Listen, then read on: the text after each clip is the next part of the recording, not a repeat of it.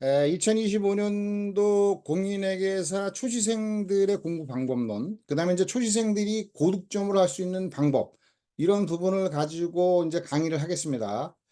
요 전체적인 어떤 내용을 이제 살펴보는 부분들이 이제 조금 요 정도 기초적으로만 공부를 해두면 민법 공부 안 하고 이제 상법 공부도 이제 우리가 조문을 중심으로 해서 공부하면 되겠다라고 하는 정도의 어떤 양인데, 요게 이제 우리가 전체적으로 이제 강의를 하다 보면 내용이 좀 시간이 좀 많이 걸릴 것 같아서 두 파트로 나눠서 1강, 2강으로 해서 이제 강의를 해보겠습니다. 제일 먼저 이제 강의를 하면서 제일 먼저 이제 살펴볼 것이 공인회계사의 시험에 출제되는 범위가 어떻게 되느냐라고 하는 부분들을 이제 우리가 알아봐야 되는 거죠. 예, 과거의 경우에 이제 우리가 시험에서 어음법이라든가 수표법이라든가 요게 8문제가 나왔어요. 그거를 이제 바꿔 없애버리고 폐지를 했죠. 그러면서 공인회계사법, 외부감사법 이렇게 해서 8문제가 이제 출제가 되는 부분들인데, 이 어음법, 수표법은 사실은 민법의 이론을 충분히 알아야 우리가 어음수표법을 이해해야 되는 거였던 거거든요. 그래서 이제 우리가 어음수표법을 많이 민법까지 공부하고 어음수표법 공부하고 머리가 복잡하니까 좋은 성적을 못 내던 영역입니다. 그래서 폐지가 됐으니까 이제 잘 된 부분이고요. 그 다음에 그만큼 우리가 민법 공부에 어떤 좀 신경을 써야 되는 부분이 없어져 버린 거예요. 그 다음에 이제 선생님들이 출제를 하면서 민법에 대한 상법의 특칙, 그래서 민법과 비교해서 내는 종래에는 그렇게 내던 적도 있었는데, 최근에는 민법에 관한 내용들은 없애버리고 상법에 대한 특칙을 규정하고 있는 상법 내용만 그대로, 상법전의 내용만 그대로 출제하고 있는 거죠. 따라서 우리가 초시생들은 뭐 우리가 민법도 공부해야 된다. 우리가 선배들이 그런 얘기를 하잖아요. 그 다음에 이제 상법도 공부해야 된다. 이론을 막 해야 되는데 그건 다 쓸데없는 얘기입니다. 민법은 이제 공부 안 해도 된다.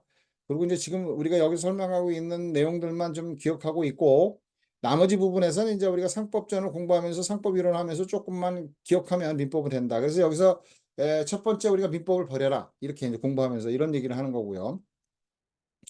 두 번째는 이제 우리가 상법 이론도 거의 이제 시험에서는 상법전을 중심으로 해서 이제 우리가 상법 이론이 이제 출제가 되고 있는 거거든요. 그럼 이제 상법 이론이 어떻게 출제가 되냐면, 종래에는 10년 정도 분석을 해가지고 10년 전에 나왔던 것도 나오고, 그러더니 어느 좀 세월이 가면서 5년 전에 나왔던 것만 주로 많이 나오고, 그러더니 5년도 안 가요. 한 3년 정도 나왔던 문제들이 시험에 나오고 있단 말이죠. 또 2년 전에 나왔던 것도 나오기도 하고.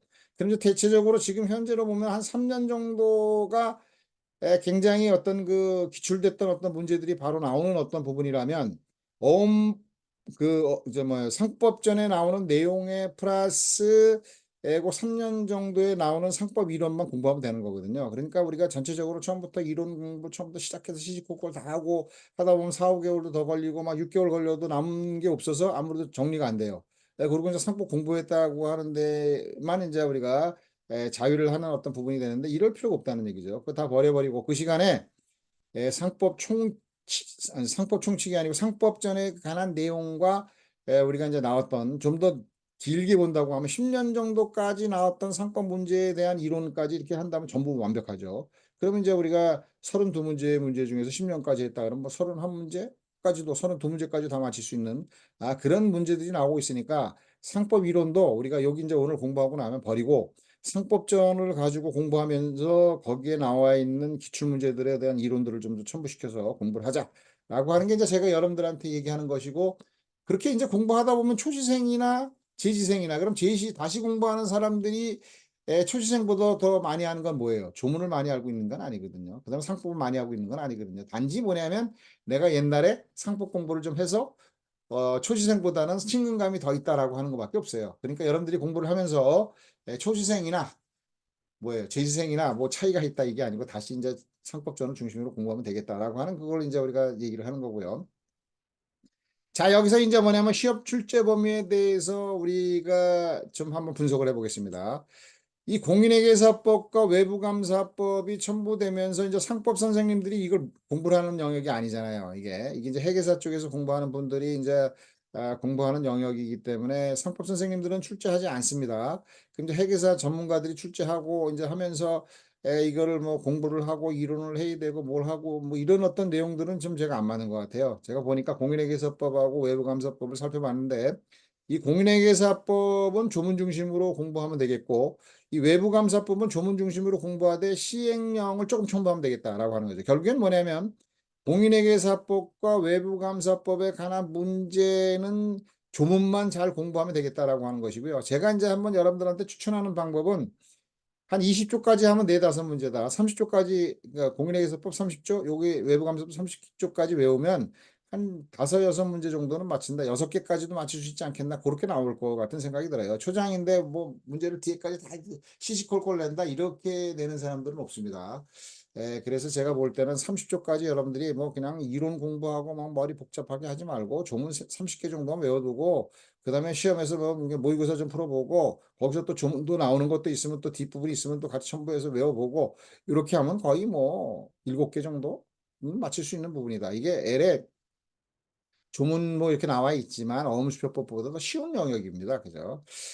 그래서 이제 제가 한번 추천하는 방법이 이제 뭐냐면 공인회계사법과 외부감사법은 조문 중심으로 한 30개 정도 해라라고 하는 게 어떻겠느냐라고 하는 게 추천해 보는 것이고요. 제 말이 틀릴 수도 있긴 하지만 이제 시험에 나오면 이제 우리가 알 수가 있죠. 어느 정도 영역에서 출제가 되느냐 이렇게 보면은 이제 우리가 전체적으로 이제 분석해 볼 수가 있긴 한데 내용은 몰라도 다 분석은 가능합니다. 그래서 이제 그렇게 이제 그때 가서 이제 봐야 되겠지만 초장에는 그런 정도만 해도 되지 않겠는가라고 얘기해 보는 거고요.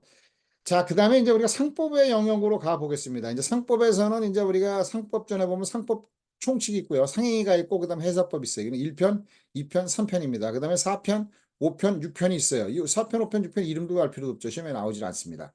우리가 1편, 2편, 3편이 이렇게 출제가 되는 것이고 자, 1편의 상법 총칙이 이제 원래는 4문제, 상행위가 4문제 이렇게 돼서 8문제가 나왔었는데 최근에는 요게 22~23문제 요게 5~6문제 이렇게 출제되고 있고 회사법이 이제 24문제. 이제 회사법 중에서 이제 주식회사가 17, 18문제 이렇게 나온다는 거죠. 그럼 여기서 다시 정리하면 상법에서는 여러분들이 상법 총칙 상행위 8문제를 공부해야 되고 회사법을 24문제를 공부해야 되는 게 맞다. 그러면 이제 요게 범위입니다, 범위. 그다음에 공인회계사법, 외부감사법 다 외웠죠. 이건 뭐 우리가 뭐 잊어버릴 수가 없는 거죠. 상법 처음이라도 금방 알잖아. 상법 총칙, 상행위, 회사법, 공인회계사법, 외부감사법 5파트로 나오고 40문제가 나오고 100점이다. 이렇게 이제 기억하면 되겠고요. 자, 이제 다시 한번 좀 더 좀 디테일하게 분석을 해보면 이 상법 총칙은 2~3문제가 나오고 있어요. 그 다음에 상행위는 5~6문제가 나오고 있어요. 원래는 4문제, 4문제 나오다가 최근에 와서 이제 2~3문제 내는 게 뭐냐면 이 상법 총칙은 1조부터 45조가 전부 조문이 다예요. 그러니까 조문이 작으니까 문제가 적어지는 거고요. 조문 중심으로 내다 보니까. 상행위는 조문이 뭐냐면 46조부터 168조에 10위까지 해가지고 조문이 길어요. 그러니까 이제 상행위를 중심으로 해서 조문으로 이제 더 많이 내고 있는 거죠. 2024년도에도 보면은 상법 총칙에 3문제가 나왔고, 상행위가 5문제가 나왔단 말이죠. 그게 이제 뭐냐면 통상적으로 2문제, 6문제 나오다가 이번에 좀 많이 나왔다. 이렇게 이제 분석을 하는 거죠. 통상적으로 이제 나오는 거 보면 상법 총칙이 2문제, 상행위가 6문제 이렇게 나오는데, 이 상법 총칙에서는 이론적인 부분이 조금 들어가요. 이론적인 부분이 조금 많지도 않고 조금 들어가요. 근데 상행위는 거의 이론적인 부분이 거의 안 들어가요. 뭐 들어가긴 조금씩 들어갈 수도 있긴 하지만 그러면 이 상법 총칙이나 상행위는 우리가 168조에 10위까지 나와 있는 조문을 달달달 외워야 되는 겁니다. 경우에 따라서는 이렇게 얘기하는 건 이제 틀려요. 뭐가 틀렸냐면 조문에서 이게 굉장히 중요한 조문이다. 이런 거는 이제 우리가 출제 빈도가 우리가 비교적 많이 나오는 영역이다. 이런 건 맞아요. 그러니까 시험에서도 이제 좀 더 우리가 더 많이 나오는 영역이 있다. 우리가 상법 총칙 그러면 상행위가 매년 나오잖아요. 그럼 거기 조문은 굉장히 중요한 조문이 되겠죠. 하지만 시험에서 나올 때는 그 조문에서는 뭐가 중요하냐 이런 걸 선택을 안 합니다. 선생님들이 그냥 갖다 그냥 문제를 조문을 그냥 베끼는 거죠. 그래서 5문항만 지문을 맹글어 버리면 되니까 그런 식으로 출제가 되니까 조문은 어떤 게 중요하다 이게 아니고 조문 중에서 중요한 걸 파헤친다라고 하면 뭐예요? 무슨 얘기냐면 우리가 시험에서 우리가 출제 영역이 출제 빈도가 많이 나오는 영역이다. 이런 걸 때문에 그쪽에 이제 조문이 많이 나오겠지. 자, 그렇게 이제 기억을 하면 되겠고요. 그래서 상법 다시 정리하면 상법 총칙 상행위는 8문제가 나오는데 거의 조문 중심이다. 그럼 이론을 뭐 얼마나 공부하겠습니까? 거기다 시시콜콜 상법 총칙 상행위만 가져도 우리가 2~3달 공부해는 이론을 공부해가지고도 다 극복을 못합니다. 의미가 없어요. 그거 공부할 필요가 없잖아요. 차라리 조문을 외우고 거기서 우리가 많이 나오는 내용들의 상법 기출 지문을 가지고 우리가 이론을 맹글어서 공부하면 다 맞는다는 거 8문제 틀릴 게 없어요. 우리 24년도에 나온 것도 틀릴 문제가 없어요. 거의 뭐 우리가 그렇게 했으면 8문제 다 맞춘다. 근데 이거를 막 이론 공부 많이 하겠어요?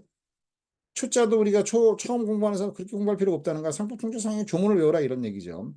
그다음에 이제 회사법에서는 이제 회사법 총론, 강종회사, 주식회사 이 세 파트로 나오는 겁니다. 근데 이제 주식회사가 17, 18문제가 나오고 나머지가 이제 회사법 총론하고 각종회사인데 이 각종회사다 그러면 이제 뭐 굉장히 대단하게 있는 게 아니고 170조에 보면 상법상 회사는 5종류가 있습니다. 여러분들이 들어본 사람도 있고 안 들어본 사람도 있고 처음 하는 사람은 안 들어봤겠지만 한명회사, 합자회사, 유한책임회사, 주식회사, 유한회사 5가지죠. 이게 이제 각종회사입니다. 한명회사, 합자회사, 유한책임회사, 주식회사, 유한회사. 그럼 주식회사가 따로 나오니까 우리가 각종 회사는 네 개의 회사 중에서 주로 많이 나오는데 가끔 가다 보면 이제 주식회사도 끼고 그러면 5종이 되는 거고 안 끼면 4종이 나오는 거고 이 4종의 회사의 경우에서 우리가 각종 회사 각각 나온다라고 하면 세 문제가 굉장히 많이 나오는 거예요.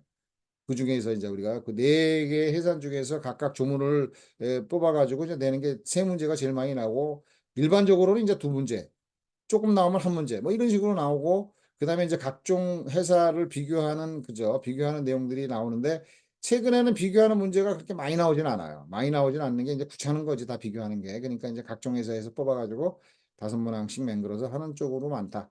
그래서 이제 각종 회사도 우리가 이제 보면은 세네 문제가 이제 각종 회사다 이런 얘기죠. 그다음에 이제 회사법 총론이라고 하는 거는 총칙에서와 마찬가지로 우리가 이제 뭐가 되는 거냐면 이 회사법 총론은 우리가 이제 이론적인 부분이 조금 첨부되는 거예요. 그러다 보니까 이제 회사법 총론이 옛날에 4, 5문제 내다가 이론이 좀 귀찮으니까 조문을 내려니까 이 회사법 총론에서 늘 나오는 문제들 그런 뭐 합병이 나오고요, 분할합병이 나오고요, 교환 이전인데 요 네 파트는 말이죠 굉장히 중요합니다. 그 이유는 단 한 가지예요. 뭐냐면 조문이 제대로 된 조문들을 가지고 있다라고 하는 거죠. 그 부분이. 그러니까 이제 거기서 2문제도 나오고 3문제 많이 나오면 3문제도 나오고 어떤 때는 이제 1문제 나오고 근데 1문제가 일반적이고 2문제 나오는 것도 어떤 때 나오고 한두 문제가 일반적인데 3문제도 나온다라고 하는 거죠. 그게 이제 뭐냐면은 합병, 분할합병, 분할합병, 교환 이전이란 말이죠. 이제 그런 걸 이제 강조합니다, 선생님들이. 근데 그게 뭐 중요도라기보다는 우리가 조문이 좀 있다. 이렇게 기억하면 되고, 이제 그런 거 말고, 이제 조직 변경도 좀 조문이 좀 있으니까 가끔 나오고. 근데 그거 빼놓고는 이론을 내려니까 귀찮잖아요. 회사의 능력, 그럼 이론이란 말이죠. 173조의 우죠. 법률에 의한 제한. 회사는 다른 회사의 무한책임 사원이 되지 못한다. 이거 하나 빼놓고는 우리가 이론적인 거 내려니까 머리가 아프잖아. 그러니까 잘 안 내는 거야. 능력이 옛날엔 좀 나오다가 안 나와. 그 이유는 이제 이론을 내기가 좀 귀찮다. 이렇게 이제 보는 거죠. 그러니까 이제 회사법 총론에서 우리가 문제를 내려면 이제 많이 안 나오고 세네 문제까지가 많은 거죠. 이것도 세네 문제가 많은 거고 이렇게 되고 그다음에 나머지가 주식회사다 이렇게 되는 겁니다. 이게 이제 우리가 회사법의 시험에 대한 어떤 전체적인 분석인데 이제 주식회사법은 이제 회사의 설립부터 주식회사 설립부터 이제 쭉 나오는데 그 중에서 이제 주식회사 기간이라는 게 있습니다. 주식회사 기간은 여러분들이 공부를 초짜로도 많이 들어봤잖아요. 주주총회 많이 들어봤잖아요. 그죠? 이사회 많이 들어봤잖아요. 그죠? 그다음에 뭘 들어봐요? 대표이사. 그다음에 감사 또는 감사위원회. 이런 것들이 이제 우리가 기간인데 160, 361조부터 415조 2까지 한 80여 개 조문입니다. 여기서 8, 9문제가 나오고 있어요. 그런데 이제 우리가 조문으로 중심으로 나온 다음에 6, 7문제가 나오는 경우가 있고 6개까지도 나오고 7문제까지도 나오고 2문제가 정도가 이제 뭐냐면 이론 아니면 이제 판례 이런 거 섞어서 나오는 경우도 있고 판례도 안 나올 때도 있고 이제 이론도 안 나오고 조문만 나올 때도 있고 막 이렇습니다. 근데 이제 거의 조문만 나오기는 드물고 그럼 이론이 뭐냐? 우리가 10년 정도의 기출문제에 나왔던 문제들을 가지고 갖다 섞어 놓으면 다 극복되는 거예요. 그러니까 공부할 때 우리가 이론을 떠벌어서 다시 떨어뜨려서 공부하고 다시 상법점 외우고 또 문제 풀어보고 그러면 얼마나 많은 시간이 걸리겠습니까? 잘라버리고 이론을 잘라버리고 상법점 공부하면서 거기에 그저 기출문제로 지문을 맹글어서 한다? 제 이제 지론이죠. 이제 그렇게 한다는 거죠. 그래서 이제 제가 여기 이제 분석을 해보면서 이런 어떤 설명도 가끔 해요. 뭐냐면 너희들이라면 좀 안 되지, 이제는. 여러분들이 공부를 하면서 주식회사의 기간이 이게 80여 개 조문인데, 요걸 한 일주일 만에 외워라. 그 일주일 동안 초시생인데 막 외우다 보면은 뭔가 상품이 좀 친근감이 느껴지는 거야. 자신감도 생기고 친근감도 느껴지고. 그러면 이제 그 주문을 다 외웠잖아요. 80개. 금방 외웁니다, 여러분들이. 그러면 뭐냐면은 그 외운 거 가지고 문제 풀어보면요. 5개, 4개, 5개, 아니면 5, 6개를 맞히는 거야. 기간에 관한 문제만 풀어보는데. 이거 웬일이야. 내가 상법, 자신감이 생기는데 이런 어떤 생각이 드는 거죠. 그래서 제가 처음에 공부할 때 주식회사의 기간에 관한 내용들을 한번 외워라. 그러고 난 다음에 다시 이제 돌아가서 상법 총칙 상행위도 우리가 지문이잖아요. 기출지문, 아니 기출조문. 그럼 이것도 조문 외워라. 그러면 상법 총칙 상행위 주식회사의 기간까지 다 맞췄다. 그러면 벌써 뭐예요? 32문제 중에서 16문제 이상은 맞힌, 16문제 정도 맞힐 수 있는 15, 16문제를 맞힐 수 있다는 거예요. 그러면 그거만 공부해도 우리가 자신감이 생기는 거고, 우리가 주식회사 기간에서 좀 공부하다 보니까 상법 총칙 상행위에 대해서 우리가 공부적 단어 우리가 조문 외우다가 또 어떤 상법 이론을 좀 공부하다 보니까 그렇게 어렵지 않다는 거예요. 그럼 상법이 친해지는 거죠. 이제 그렇게 친해지면 나머지는 이제 덧붙여서 이론도 맹글고 조문 공부하다 보면서 조문을 외우고. 그래서 저는 이제 상법의 시험 문제는 암기가 되는 암기 과목이다. 그게 뭐냐면 조문을 암기해라라고 하는 것이 저희 주장입니다. 이해 과목이 아니고 이해하려면 너무 오랜 시간이 걸리고 그 이해했다고 다 할 수 있는 것도 아니고 다시 이해했다가 암기하려면 또 머리가 아프고 그러니까 차라리 처음부터 조문을 중심으로 암기하고 이론을 맹글어라라고 하는 게 제 생각이죠. 자, 여기까지 이제 해가지고 우리 출제 범위를 이제 설명을 했습니다. 출제 범위를 설명을 했는데 요걸 이제 기초적으로 알아야 되는 거죠. 다시 정리하면 출시생이니까 모르잖아요. 다 이제 보세요. 아, 시험에 뭐가 나오냐? 상법 총칙이 나온대더라. 상행위가 나온대더라. 회사법이 나온대더라. 요게 32문제더라. 그죠? 요게 그러고 난 다음에 공인회계사법이 나온대더라. 외부감사법이 나온대더라. 요게 8문제 되더라. 그럼 40문제네. 요게 40문제가 뭐냐? 우리가 100점이래더라. 이렇게. 그럼 난 100점에서 몇 점 맞을래? 그러면 우리 85점에서 90점 맞을래? 그럼 뭘 공부를 해요? 조문 중심으로 공부해가지고 문제 풀어보면서 그죠? 기출문제 풀어보고 또 우리가 모의고사도 좀 풀어보고 예상문제도 풀어보면서 그냥 그죠? 뭐예요? 기출 지문을 통해서 아니면 그 문제들 통해서 우리가 이론을 해놓으면 다 우리가 90점 정도, 85점에서 90점은 눈 감고 맞을 수가 있다. 가장 단기간에 그죠 문제를 우리가 풀 수 있는 어떤 능력을 키운다라고 하는 것이고요. 이제 여러분들이 처음 상법에 대해서 아니면 이제 공인회계사법이나 기업법의 외부감사법이 그 약간의 이제 부담이 돼서 처음 좀 시작하려고 하는 분들은 우리가 이제 시중에 이제 우리가 그 굉장히 그 잘 강의 잘 하시는 분들이 있잖아요. 그분들 강의를 좀 들어보고 또 그분들하고 이제 해서 이제 또 감을 잡고 이래서 좀 하면 좋은 부분들이에요. 그렇게 이제 공부를 하는 것도 좋고 이제 그렇게 시작하면 여러분들 이제 그분들하고 같이 공부를 하게 되는 거죠.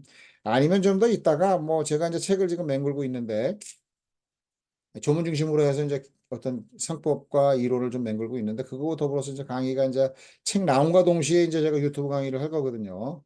그래서 이제 그 책 가지고 같이 공부하고 싶으면 이제 좀 기다려서 같이 하면 되는 거고. 자, 어떤 것이든지 여러분들이 선택하면 되겠고요. 공부 방법은 이제 뭐냐면은 조문 중심으로 공부하고 암기다라고 하는 걸 이제 얘기를 한 거고요. 그다음에 이제 공부 방법론 두 번째 이제 똑같이 다 얘기했던 건데 다시 한번 이제 분석을 해보는 거죠. 분석을 이렇게 하는 거다. 선생님들이 이제 여러분들 공부를 강의하고 이런 어떤 명강의 선생님들이 하는 부분은 기출문제 분석을 하는 거예요. 이제 기출문제가 우리가 10년 동안 나왔는데 10년 동안에 자주 나오는 게 있잖아요. 그럼 이제 그게 이제 중요도 있는 문제다 이런 얘기죠. 근데 옛날에는 10년 개념으로 분석을 했는데 여기 어느 세월 가다 보니까 10년으로 안 나와. 거의 안 나와버려. 한 뭐 7, 8년 전은 안 나와버려. 그리고 뭐가 나와요? 5년 분석을 하는 거야. 5년 정도 되니까 나오는 거야. 이것도 하다 보니까 5년도 붙이는 거야. 그러니까 이제 주로 이제 최근에 나오는 건 3년 정도에 나왔던 문제들. 요 문제가 나오고 경우에 따라서는 2년 분석이 나오고 어떤 문제는 중요도는 매년 나오기도 합니다. 이런 식으로 이제 문제가 출제가 되고 있다라고 하는 거죠. 그래서 선생님들이 최소한 이제 5년도 분석을 하면서 24년도까지 분석을 해서 25년도에 시험에 이런 게 나올 겁니다라고 하는 건 이제 예상 문제를 찍어주고 그분들이 전문가잖아요. 오랜 세월을 강의를 하고 또 그런 경험을 했기 때문에 그분들이 얘기하는 내용들은 거의 뭐 시험에서 나올 확률이 많은 것들을 얘기하고 있는 거죠. 그게 분석이 바로 이런 거다라고 하는 것이죠.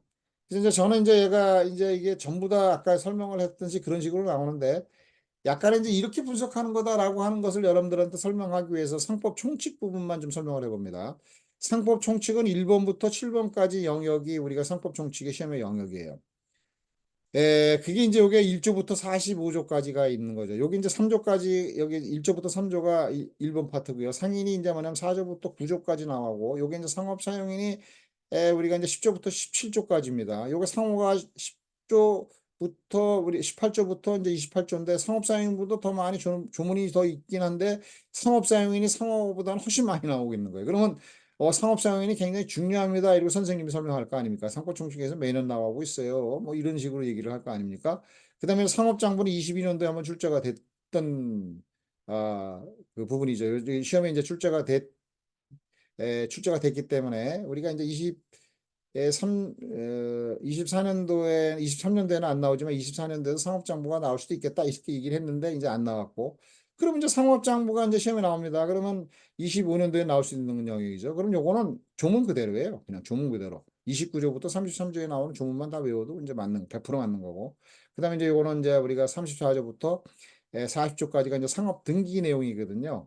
그럼 요거는 이제 나올 확률이 높은 겁니다. 23년도에 나왔기 때문에 24년도에는 안 나오지만 최근에 상업등기와 영업양도가 이게 잘 안 나와요. 옛날에 꼭 거의 나오다가 안 나오는 영역이 되는 건 뭐냐면은 상업 사용인하고 상호 뭐 이런 거 내다 보면 두 문제 내니까 요게 좀 소홀히 되는 부분들인데 그래도 이제 나오는 부분들이죠. 그러면 상업등기는 24년도에 나오지 않았으니까 25년도에는 나올 확률이 있다. 23년도에 나왔어도 2년 분석인가요? 이제 그렇게 나올 수 있는 거고 영업양도는 24년도에 출제가 됐다. 그러면 이제 거의 나올 확률이 요거 하나는 빼는 겁니다. 근데 이제 상업사용인을 놓고 보면은요. 상업사용인이 23년도에 상업사용인 전반적인 문제가 나왔고요. 그래서 제가 24년도에는 지배인하고 상업사용인의 의무 둘 중에 하나는 중요하다. 여러분들이 꼭 기억해야 된다. 왜? 상업사용인은 최근에 상업사용인의 전반적인 문제를 내면서 우리가 그 뭡니까 빈출 영역이다 이렇게 얘기를 했어요. 그런데 24년도에 지배인하고 의무가 두 문제가 나와버렸어요.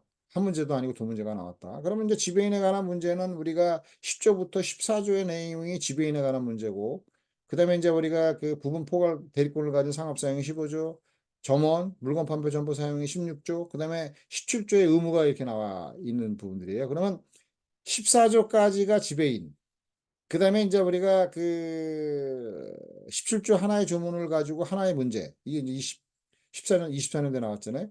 그 다음에 전반적인 문제는 결국 나온다고 하면 24년도에 나왔으니까 25년도에는 전반적인 문제가 이 두 개가 나왔으니까 나올 수 있는데 요거는 그냥 10조부터 27조까지 다 외워야 되는 거예요. 전부 다 섞어서 나오니까.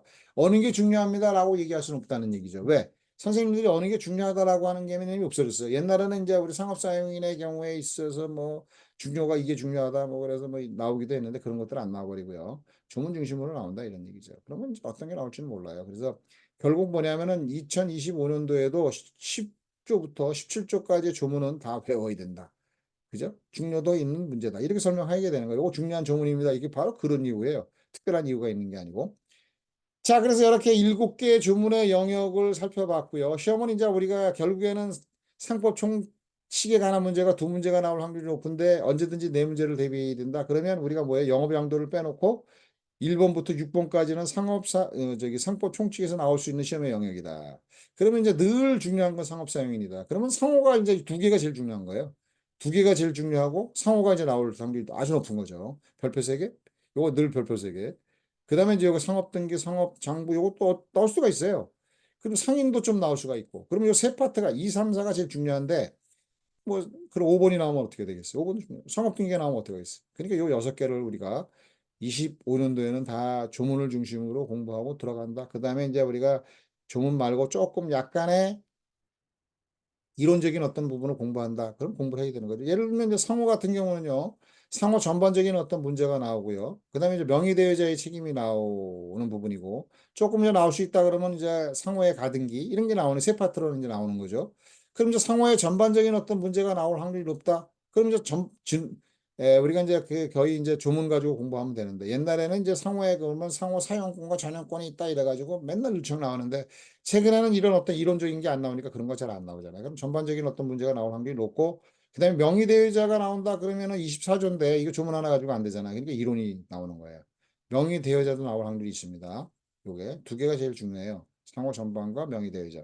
그럼 이제 상호 전반이 더 중요한데 명의대여자도 나올 수 있으니까 이제 이 명의대여자 하려면 뭐예요? 명의대여자에서 옛날에 시험에 나왔던 게 뭐냐? 그걸 가지고 이론을 만드는 겁니다. 뭐 그냥 막 다 배울 게 아니고 명의대여자의 시험에 나왔던 내용들이 여기다 섞어서 나오는 거야. 베끼는 거죠. 그러면 이제 명의대여자가 아주 빈출 옛날에 나오다가 최근에 빈출 안 되니까 이런 거는 5년, 10년까지도 분석을 해가지고 명의대여자가 나왔다 그러면 여기다 이론을 덧칠하는 거죠. 그렇게 공부하는 겁니다. 그래서 이제 상법 총칙을 하나 이제 살펴봤는데 이 상법 총칙에서 살펴봤던 그 내용들처럼 상업 저 뭐니까 상행위도 분석하는 거고요. 우리 회사법도 분석하는 거고 이제 이게 나왔으니까 이게 나올 겁니다. 나올 확률이 높습니다. 그럼 거의 찍어요. 전문가 선생님들은 거의 내가 볼 때 어느 누구라도 그죠? 우리가 25년도에 이런 정도가 나올 겁니다라고 하면 거의 80%, 85%, 90%가 찍히는 겁니다. 이게 다. 그 정도 이제 찍는 게 전문가죠. 그런 거라고 이제 얘기를 해주는 거고 이제 선생님들 다 찍는 대로 여러분들이 따라서 공부하다 보면 다 고득점해. 근데 이제 공부할 때 이제 우리가 이론을 뭐 철저히 할 거냐, 철저히 할 필요 없다. 민법 공부할 거냐, 필요 없다. 이런 얘기를 하고 있는 거죠. 자, 그다음에 이제 시험에 출제되는 상법 이론의 구성인데 이제 제가 이제 이런 식으로 책을 만들었습니다. 이제 제 책이 이렇게 이제 나올 건데 이제 앞으로 조금 막 집중적으로 열심히 하고 있는데 뭐 좀 늦어질 수도 있고 빨라질 수도 있는데 책 나온과 동시에 이제 우리가 이제 유튜브 강의를 하면서 이제 강의를 하면 이런 게 이제 강의라는 거죠. 자, 보세요. 먼저 우리가 시험에 나오는 어떤 출제 형식이 뭐냐라고 하는 것을 보고 이제 설명을 하겠습니다. 상법에서 보면은 상사 적용 법구 이렇게 해가지고 상사에 관하여 본법의 규정이 없으면 상관수법에 의하고 상관수법이 없으면 민법의 규정에 의한다. 이러고 이제 시험에 그대로 나오는 거예요. 그럼 이제 본법은 다 상법이죠. 이렇게 기억해두고 그러면 시험에 어떻게 나오느냐? 왜 조문이 중심이 중요하냐? 그럼 상사에 관해서 상법의 규정이 없으면 상법의 규정이 없으면 상관수법이잖아요. 근데 뭐라고 얘기했어요? 민법에 의하고. 그럼 이게 맞아요, 틀려요? 틀리는 거죠. 이렇게 시험에 나오니까 우리가 공부할 때 막 이론 막 공부하고 막 복잡하게 할 필요가 있느냐? 없다라고 하는 거죠. 이게 이제 조문입니다. 그 다음에 이제 우리가 2조로 넘어가 봅니다. 2조에서는 공법인의 상행에 대해서는 법령에 다른 규정이 없는 경우에 한해서 본법을 적용한다, 상법을 적용한다 이렇게 나왔잖아요. 근데 시험에 뭐라고 나오냐면 이제 공법인은 이제 공법 규정에 의해서 맹그는 법인이고 나중에 자연의 법인을 설명할 때 사법인은 이제 사법에 의해서 이루어지는 거고 이제 우리가 사법은 이제 민법하고 상법이 전부 다입니다. 공법인의 상행에 대해서는 법령에 다른 규정을 둔다. 공법인이 상행이라면 이제 공법인이 이제 자연인과 같은 상인 자격을 취득하는 부분이다 이런 얘기죠. 그러면 이제 거기에 대해서 이제 우리가 공법에서 법령에 정해요. 이런 상행이 니네들이 공법인이 상행이 하려면 이렇게 이렇게 따라서 해라 라고 법령에 정하겠죠. 공법에서 정한단 말이죠. 그럼 공법에서 정해놓은 게 있으니까 상법 적용을 해야 돼요. 공법을 적용해야 돼요. 그냥 법령을 적용을 하는 거죠. 근데 이제 이것도 없어. 그럼 이제 이 사람들이 한 게 상행이잖아. 그러니까 뭘 적용해요? 상행에 관한 법은 뭐예요? 상법이잖아요. 상법 적용해라 이런 거예요. 범법을 적용해라. 근데 이제 시험에서 뭐가 나왔냐? 이렇게 나왔단 말이죠. 자, 공법인의 상행위에 대해서는 법령에 다른 규정이 있는 경우에도 상법이 우선 적용인데 말이 안 되잖아요. 법령에 다른 규정이 있으면 그거 따라라. 공법에 다른 규정도 없으면 그거 따라라. 그러나 그것도 없으면 왜 상행이니까 상법을 적용해라. 이런 얘기입니다. 이게 이렇게 시험에 나왔단 말이죠. 틀렸다 이런 얘기지. 근데 이렇게 시험에 나와서 1조, 2조 보세요. 조문 그대로 나오잖아요. 그 다음에 3조를 한번 보겠습니다. 일방적 상행위 이렇게 설명을 하고 당사자 중 그 1인의 행위가 상행인 때는 전원에 대해서 본법을 적용한다. 당사자 중 일방적 상행에 대해서도 전원, 양 당사자 모두 상법이 적용된다. 이런 얘기입니다. 이게 본법이 상법이잖아요. 근데 시험에서 이제 뭐라고 나왔냐면 상인과 비상인 간의 상거래에 있어서 그러면 당사자 중 1인이 상인이고 하나는 상인 아니잖아요. 그러면 뭐가 적용되느냐? 상법이 적용되죠. 둘 다 전원에 대해서 상법이 적용된다 이렇게 나왔잖아요. 근데 상법이 상인인 당사자에게는 상법이 적용되고 비상인인 당사자에게는 민법이 적용된다. 이런 얘기를 하는 거예요. 그죠? 말이 안 되는 거죠.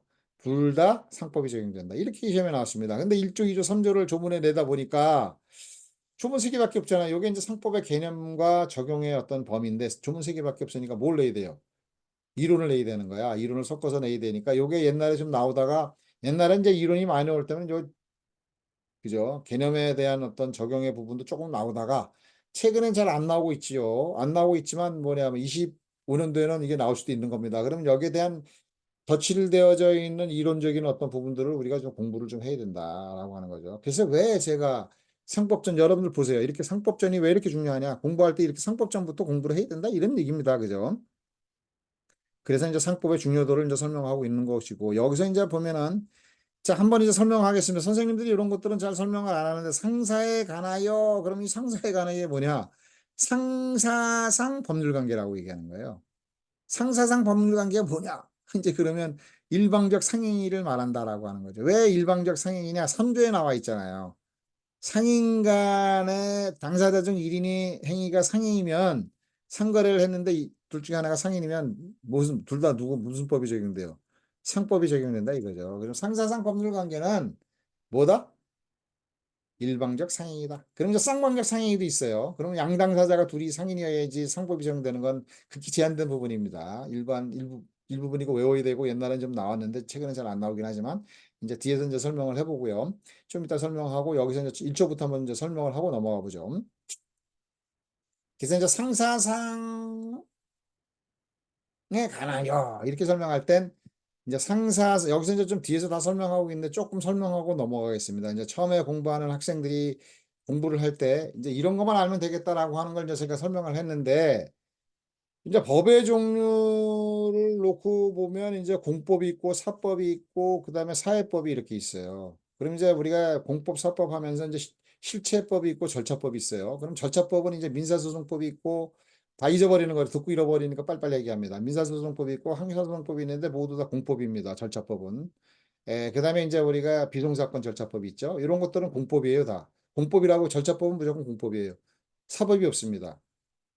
그래서 이제 공법이고, 그 다음에 이제 우리가 공법 중에서 여러분들이 기억하는 건 공법에서 제일 중요한 게 뭡니까? 형법이죠. 그 다음에 이제 형법이 있고, 그 다음에 행정법이 있고, 그 다음에 이제 기본법으로 헌법이 있고, 이런 걸 이제 공법이라고 하죠. 시험에 안 나오니까 우리가 이제 이런 게 있구나라고 해서 공법까지 공부하면 머리 아프잖아. 그지? 아, 공법이라는 게 있구나. 그럼 이제 사회법은 뭐냐? 공법도 아니고 사법도 아닌 영역이 있단 말이죠. 그런 게 이제 우리가 이제 노동법, 사회보장법, 사회법, 뭐 이런 거, 그 다음에 뭐 세법, 이런 것들은 공법도 아니고 사법도 아니란 말이죠. 이런 것도 있어요. 그게 이제 우리가 사회법이다 이렇게 설명하죠. 그럼 사회법이다, 공법이다 이런 거 여러분들이 머릿속에 집어넣을 필요가 있어요. 그냥 버리는 겁니다. 그냥 한번 듣고 아 이런 게 있었구나. 나중에 생각나면 좋고 생각 안 나면 그만이고 시험에 안 나오니까. 그럼 사법이 뭐냐? 사법은 이제 여러분들이 알아야 돼. 왜? 사법은 민법과 상법이 다 전부 다가 이제 사법이다. 그럼 여러분 사법 모르고 사법이 대단한 게 아니고 뭐예요? 민법하고 상법이 있다. 그럼 이제 민법과 상법이 뭐냐?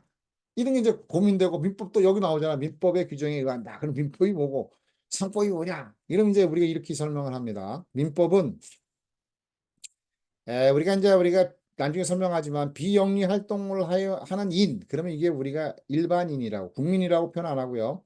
일반인이라고 얘기를 합니다. 그럼 일반인의 생활 관계를 규율하는 법 이게 이제 민법이 되는 거예요. 비영리 활동을 하는 자의 생활 관계를 규율하는 법 이게 민법이죠. 그리고 잊어버리면 돼요. 민법은 뭐예요? 일반인 비영리 활동을 하는 자의 생활관계를 규율하는 법이구나. 이렇게 요거는 알아야죠. 민법을 우리가 알아야 되니까. 그 정도 알고 잊어버리면 돼요. 민법 나머지는. 그다음 상법은 뭐냐? 상인의 생활관계를 규율하는 법. 이게 이제 상법입니다. 근데 이제 선생님들이 이제 뭐 맹글어 가지고 뭐 자기들도 잘 이해를 못하는 기업을 맹글어 가지고 기업의 생활관계를 규율하는 법이 총체다. 여기는 뭐 형식적 이해 상법도 들어가고 뭐 우리가 공법에서도 말이죠. 절차법에서 우리가 상법에 관계되는 건 다다. 뭐 그러면 그런 게 무슨 뭐 그런 문제들이 상법에서 뭐 크게 문제가 돼요.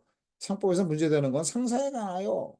그죠? 이런 어떤 부분에 대해서 이제 규율하는 거죠. 그래서 상법은 상인의 생활관계를 규율하는 법이다. 그럼 상인이 뭐냐? 영리활동을 하는 자다 말이죠. 영리활동. 그죠? 상거래를 해가지고 돈을 버는 자다. 이런 어떤 것이 이제 상인이란 말이죠. 그래서 상인의 생활관계를 규율하는 법이 상법이다. 이렇게 설명하는 거예요. 그러면 이제 생활관계가 뭐냐? 뭐 이런 거 이제 설명을 해야 되잖아. 생활관계라고 하는 건 삶이에요, 삶. 라이프. 영어로 라이프 많이 배우잖아. 초등학생들 수준에서 배우는. 초등학교도 그 유치원생들이 공부하는 거.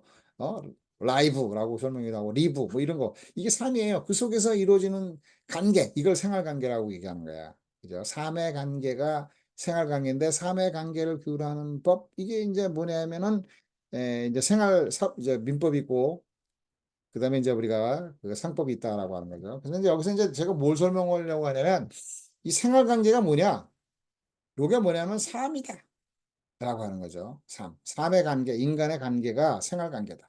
그럼 이제 인간이 살아가는 관계가 생활관계인데 생활관계는 두 가지로 나눠집니다. 그게 이제 여러분이 요거는 좀 기억해둬야 되는 거죠. 생활관계는 사실관계와 법률관계를 두 가지를 합하는 거예요.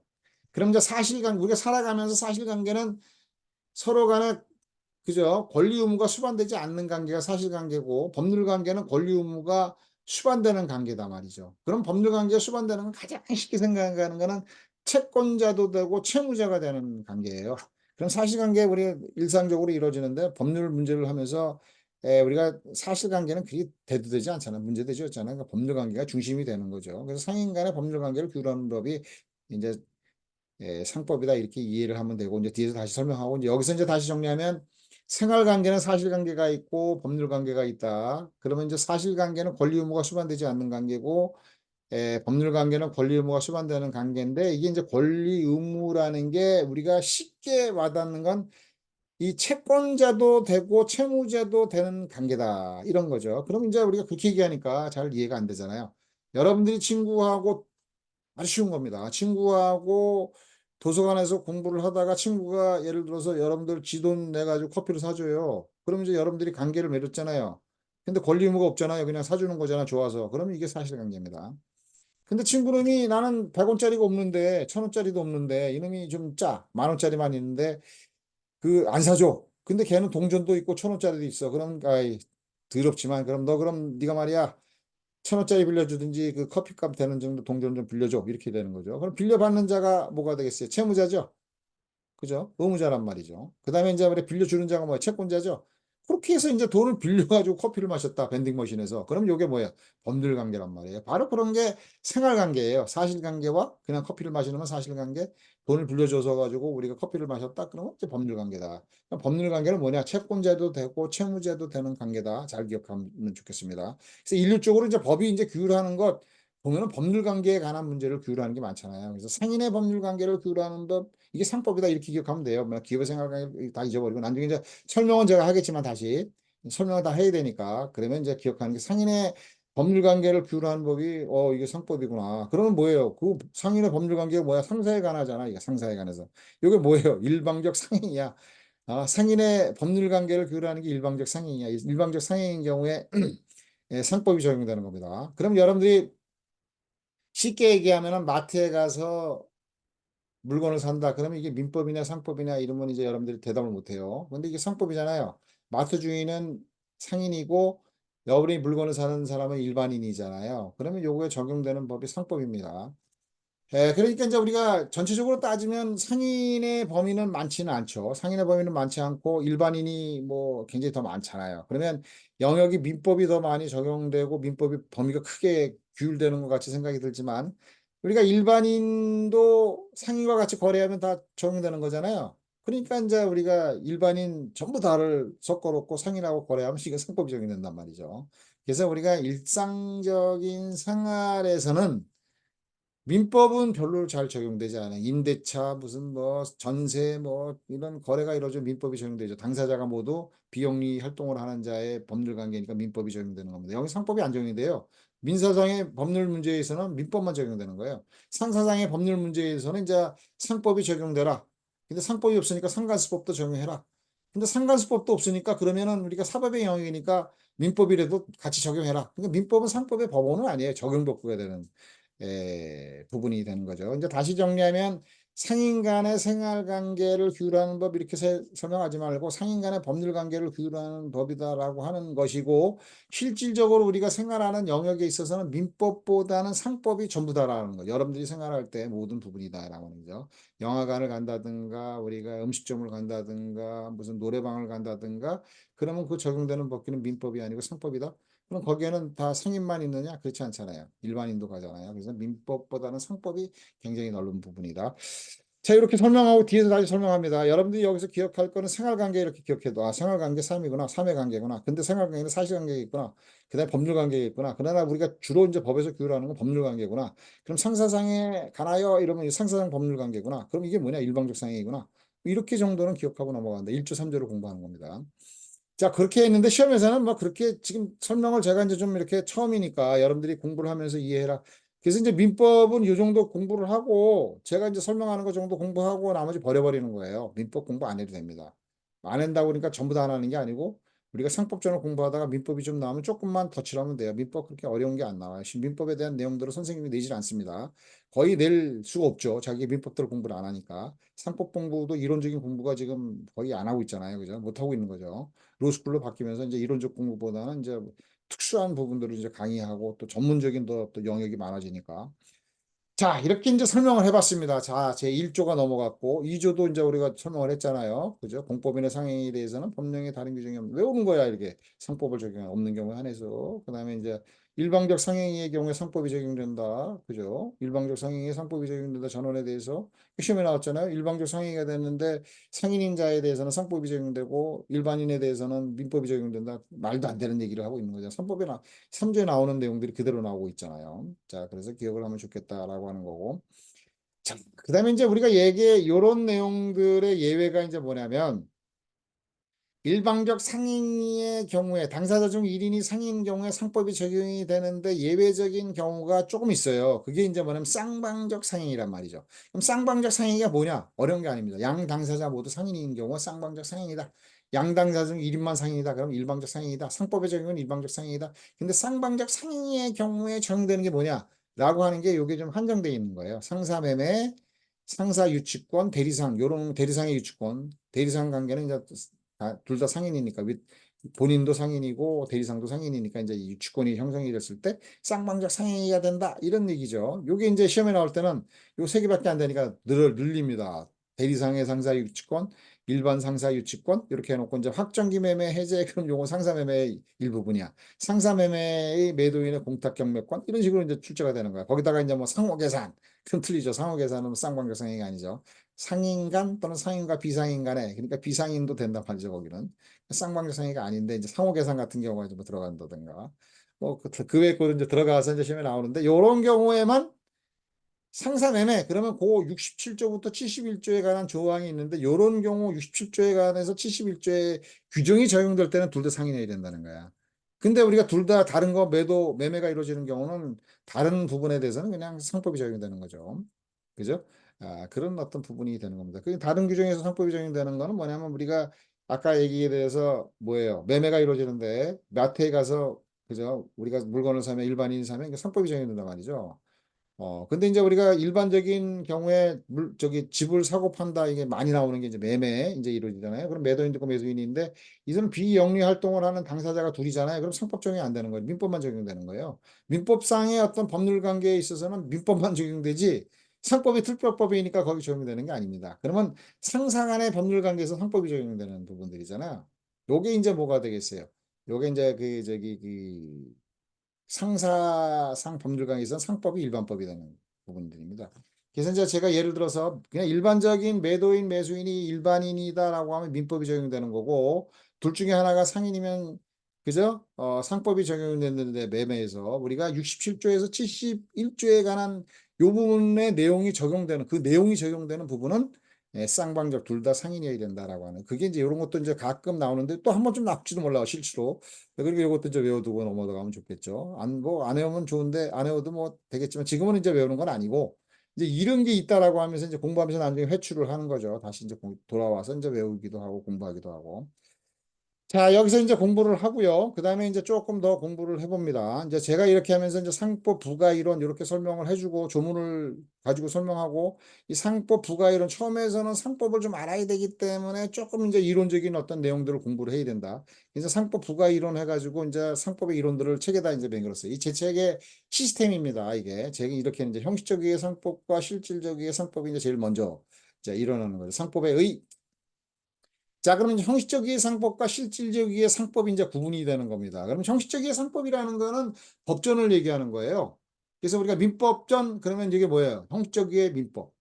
형법전 그러면 이제 형식적 이해 형법. 법전을 얘기하는 게 형식적 이해 이제 법전. 그럼 상법전은 이제 형식적 이해 상법이 되는 거죠. 법전이 형식적 이해 형식을 문서로 맹그는 거잖아요. 그래서 이거를 형식적 이해 상법이다라고 얘기를 하고 있는 것이고요. 그다음에 이제 실질적 이해 상법은 요건 이제 형식적 이해 상법은 법률 정책적으로 입법을 하는 거잖아요. 법률 정책적으로 편하게 쓰게 실제적으로 좀 필요성이 있어야 된다. 뭐 이런 걸 가지고 이제 맹그는 거고 실질적 이해 상법은 학자들이 이제 주장하는 겁니다. 이제 학자들이 주장하면서 이제 기업의 생활 관계를 규율하는 법의 총체다.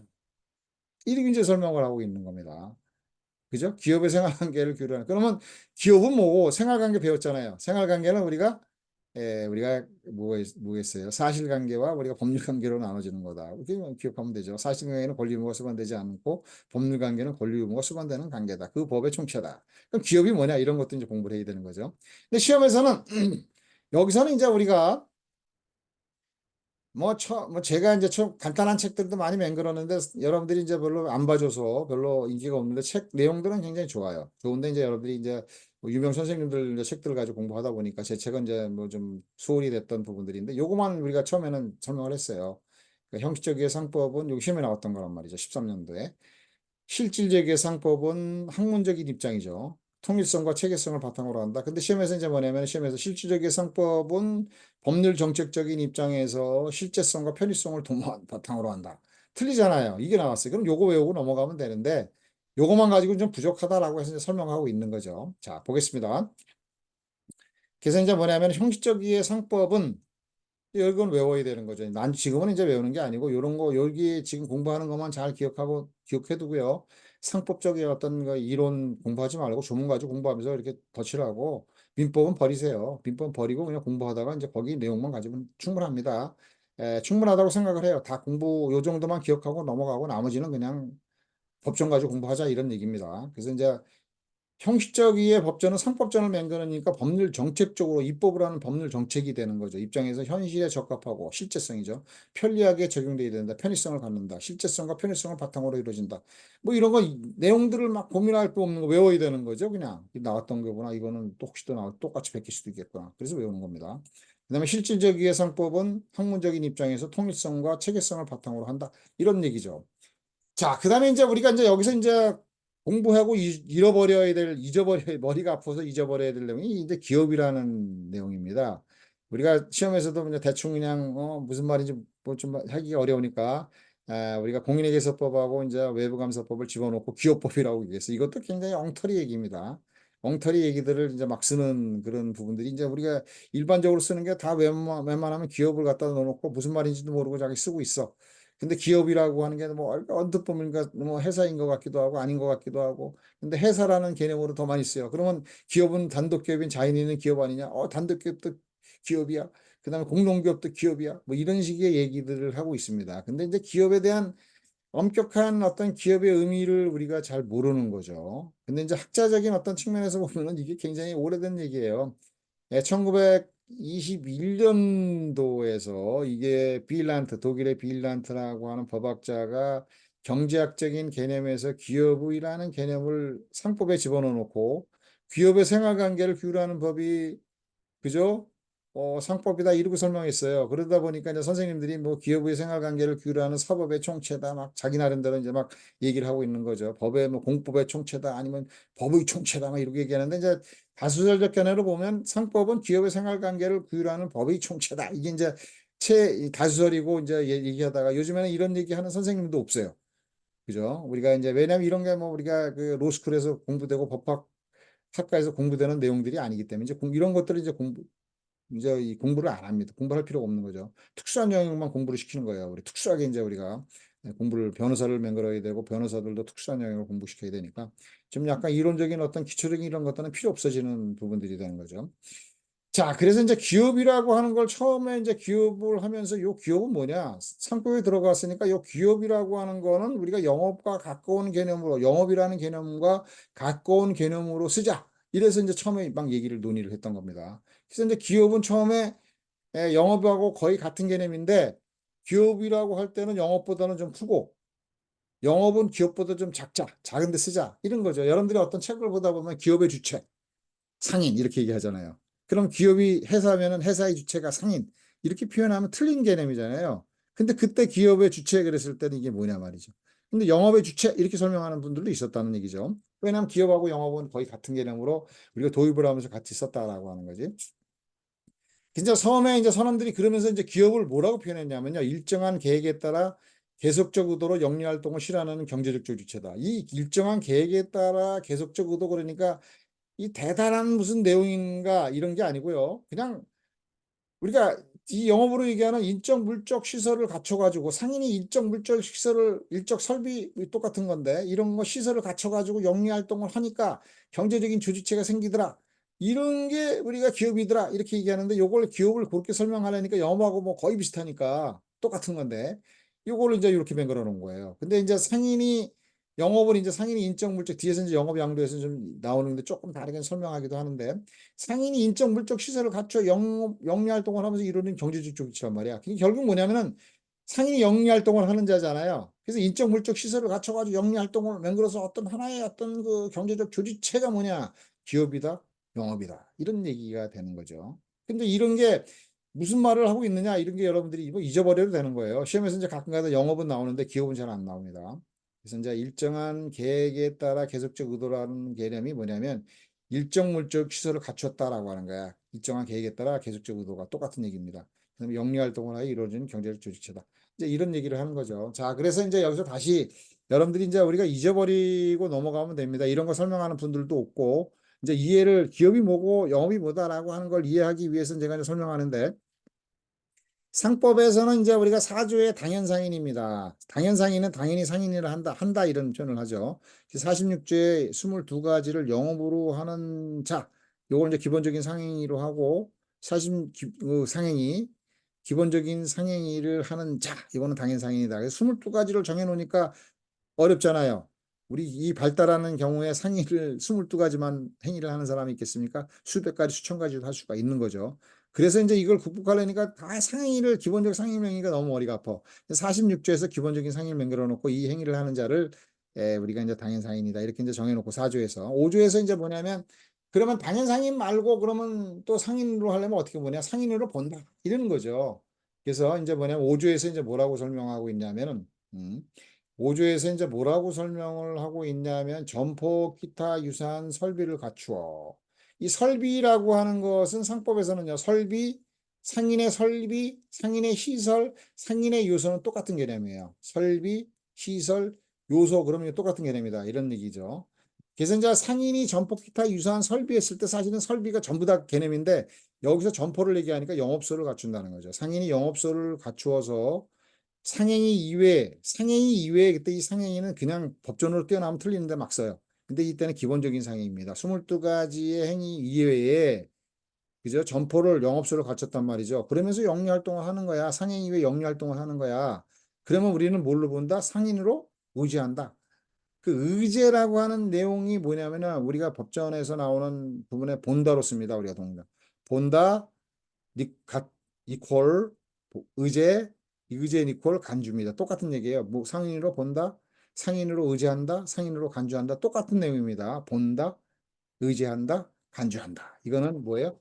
똑같은 말입니다. 똑같은 말. 나중에 여러분들이 이제 공부하면서 이제 의제가 뭐고 막 이럴 필요 없어요. 의제가 본다예요. 본다, 의제, 간주. 이렇게 이제 기억하면 되죠. 이제 5조에서 자, 우리가 22가지 이외에 그거를 영리활동을 하는 자가 있는데 점포를 영업소를 갖춰서 그게 상인적 방법으로 한다. 이게 상인적 방법이 뭐냐면은 인적인 설비를 갖춘다는 거죠. 인적인 요소를 갖추고 물적인 설비를 갖추고 인적인 설비를 갖추고 물적인 설비를 갖추고 인적인 시설을 갖추고 물적인 시설을 갖추고 인적인 요소를 갖추고 물적인 요소를 갖춘다. 그래서 시설, 설비, 요소는 같은 개념인 거예요. 그래서 이제 여기 이제 우리 설비라는 표현을 쓰니까 5조에서 그건 뭐냐면 인적인 설비는 뭐냐? 상업상행위로 드는 겁니다. 인적인 설비를 갖췄어. 상업상행위로 뒀어. 그러면 이제 물적인 설비가 뭐냐? 뭐 여러 가지 얘기하지만 단순하게 우리가 정리한다면 우리가 이제 이름을 갖잖아요. 자연인이. 여러분들이 이름을 성명을 갖고 있잖아요. 그럼 상인의 성명이 뭡니까? 그죠? 상인이 영업상의 명칭이란 말이에요. 이게 뭐예요? 그게 상호입니다. 상호로 갖춘 거야. 그 다음에 이제 우리가 가계부를 쓰잖아요. 그러면 가계부가 상인이 작성하는 가계부는 뭡니까? 상업장부죠. 상인이 이름을 갖추고 상업장부를 갖추고 그 다음에 영업소를 갖췄다. 이게 물적설비예요. 물적 시설입니다. 시설이고 설비다. 그래서 상인이 인적 물적 시설을 가져서 영리활동을 하니까 이 어떤 경제적인 조직체가 생기죠. 이 경제적인 조직체를 우리는 영업이라고 얘기하는 겁니다. 근데 이 영업이라는 거와 기업이라는 게 뭐가 차이가 나요? 거의 같은 개념인데 뭐 조금 다르게 생각하고 경제학에서 와서 뭐 기업이라고 했던 걸 영업으로 갖다 붙이려니까 뭐 좀 하니까 뭐 좀 선생님들이 막 덧칠하고 이게 100년이 넘어갔는데 21년도니까 100년이 넘어갔잖아. 100년도도 100 몇 년이야? 한 4, 5년 되잖아.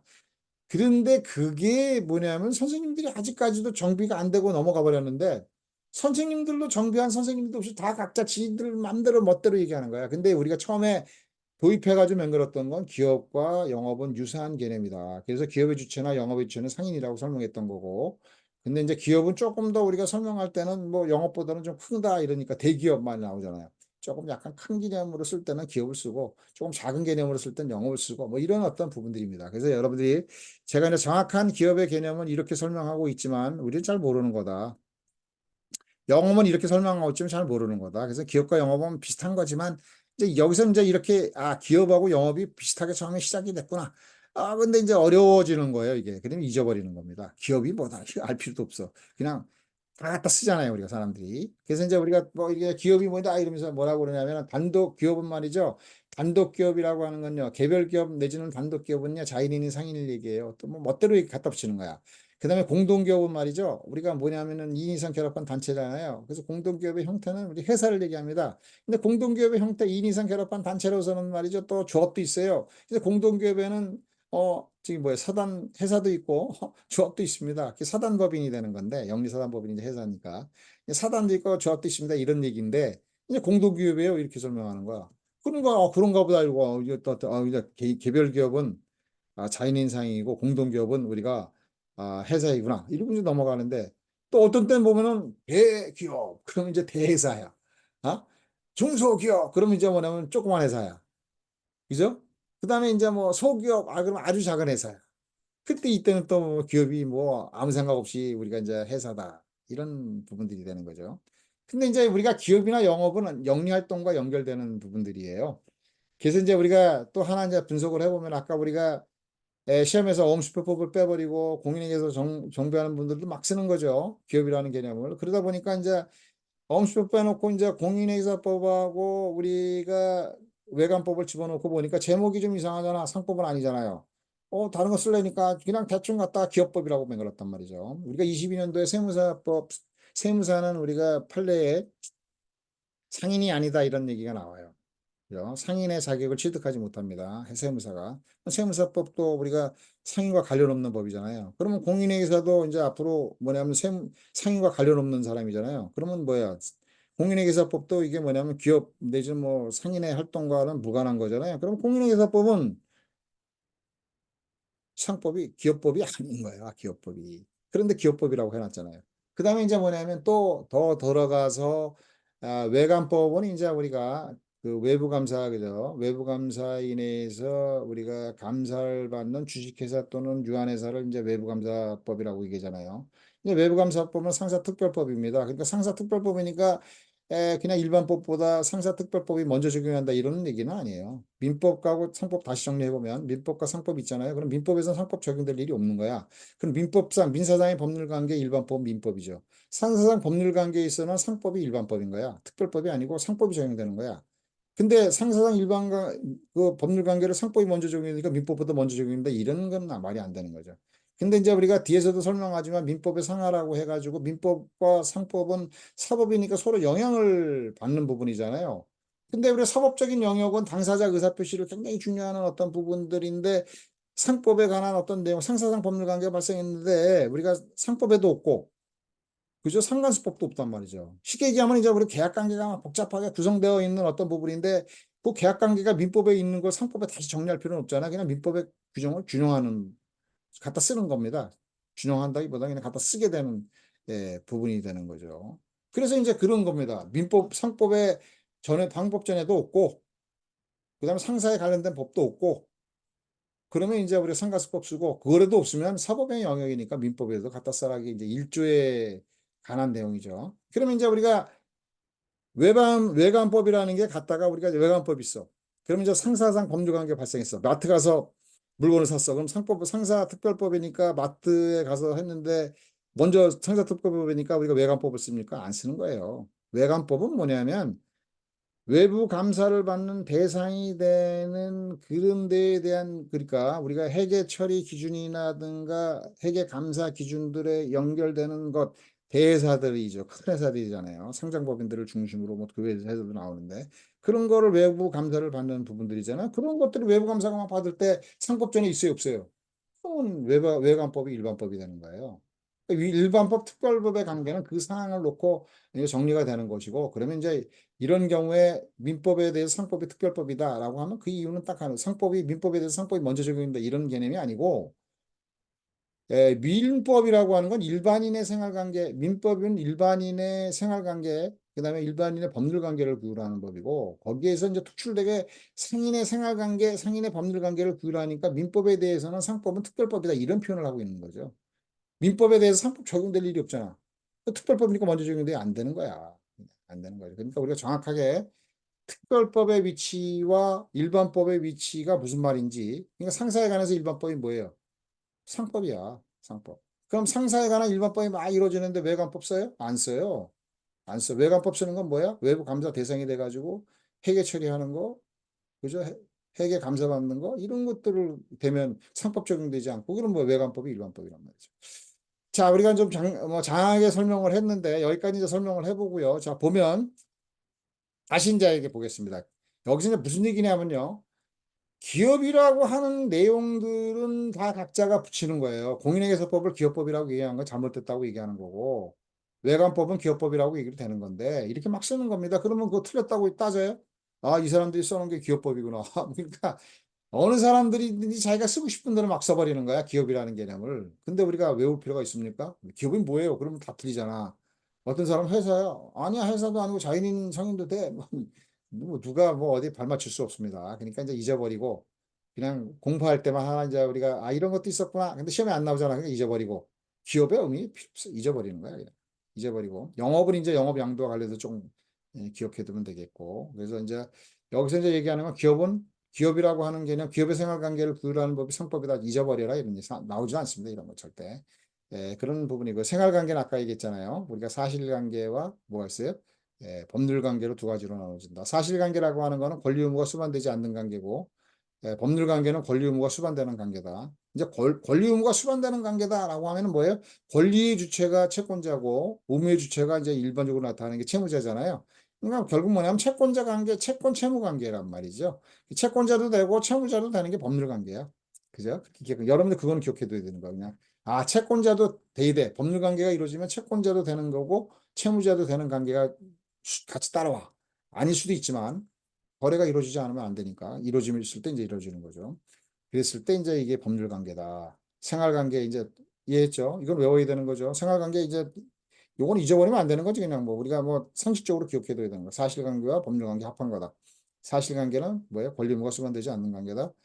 법률관계는 권리의무가 수반되는 관계다. 이 두 개를 합한 게 생활관계다. 이렇게 이제 기억을 하고 결론적으로 수험생들이 제가 이제 기억하면은 상사에 관한 법률관계, 그죠? 상인에 관한 법률관계를 규율하는 법이 상법이다. 그거는 일방적인 상행일 때 상법이 적용되고 예외적인 어떤 경우에 있어서 이제 수상방적 상행위가 되게 작았잖아요. 그죠? 우리가 아까 얘기했듯이 뭐 우리가 일반 상사 일반 유치권이라든가 상사 매매라든가 대리상의 우리가 유치권 이런 정도만 우리가 기억해 두면 되잖아요. 그것만 쌍방적 상행이고 나머지는 다 우리가 일방적 상행일 때 상법이 적용되잖아요.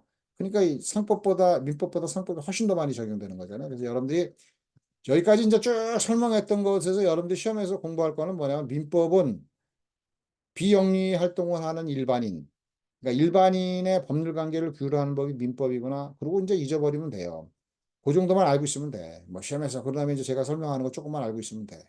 민법 공부할 필요 없어요. 그냥 조금 하면서 그리고 이제 잊어버리고 공부하다가 이제 좀 내용이 나오면 그것만 외우면 돼. 민법 이제 잊어버립니다. 우리 막 민법을 알아야 돼. 막 고민하지 마세요. 우리 처음 공부하는 사람들도 제시생도 마찬가지예요. 민법 고민 이제 버려버리는 거야. 알겠습니까? 버려버리고 그다음에 상법은 상인의 생활관계를 규율하는 법. 여기 이제 좀 더 작게는 상인의 법률관계를 규율하는 법. 그죠? 일방적 상인. 이렇게만 기억하고 넘어간다. 결론적으로 그 얘기입니다. 자, 그렇게 기억을 하고요. 이렇게 이제 우리가 생각하기도 했는데 이제 인이라고 하는 내용들이 좀 나오는데 여기가 좀 길어져요. 길어지는데 조금만 좀 설명을 하고 넘어가야 되겠습니다. 왜냐면은 이거를 설명 안 하면 이제 또 뒷부분이 세 파트로 나눠서 한번 해볼까요? 그러면 그 이는 또 연결돼서 쭉 하는 거니까 두 파트 여기까지 이제 공부를 하고요. 우리가 이제 초시생들을 위한 강의를 1강, 2강으로 하려고 그랬는데 좀 길어지면 더 자르겠습니다, 제가. 그래서 2강, 3강으로 하고 1강은 여기까지만 설명을 하고 다음으로 이제 2강으로 넘어간다라고 하는 것이고요. 처음에 공부하는 학생들에게 제가 이렇게 장황하게 설명해서 좀 더 좀 뭐 좀 진부하게 설명하고 있는 거다라고 설명할 수 있는데, 제가 왜 이런 설명을 하냐면 초시생들은 뭐 지금 내가 얘기하는 거 막 이렇게 떠들어도 모르는 부분이 있어요. 그래도 인제 장황하게 설명하면 좀 필이 꽂히는 게 있을 거 아니야. 그지? 생활관계 이거 몰랐는데 사실관계, 법률관계야. 이렇게 이거 이 정도는 알 수가 있잖아요. 그것도 잊어버려요? 잊어버려도 되는데 나중에 또 공부하면 되니까. 예, 그런 부분들입니다. 자, 여기까지 설명을 하고요. 다음으로 인제 2 강으로 넘어가 보겠습니다.